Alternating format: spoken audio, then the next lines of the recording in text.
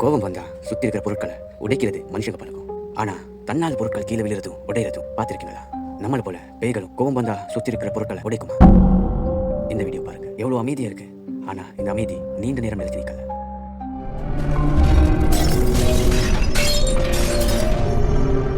திடீர்னு எதிர்பாராத விதமா கிச்சன்ல இருந்து பொருட்கள் தன்னால கீழே விழுது, உடையுது.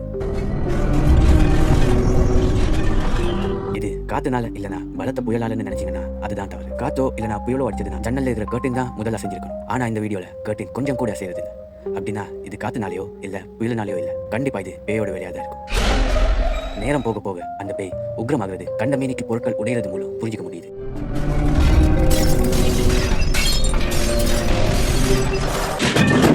கடைசியில டைனிங் டேபிள் பக்கத்தில் இருக்கிற சேர் டேபிள் மேல பலம் எறியது காணப்படுது. இது மூலியமா அந்த பேய் உச்சக்கட்ட கோவத்தில் இருக்குன்னு மட்டும் தெளிவா தெரியும். உங்க வீட்லயும் ஏதாவது சின்னதா ஒரு சத்தம் கேட்டாலும் இந்த வீடியோ ஞாபகத்துக்கு வரும்னு நம்புறேன்.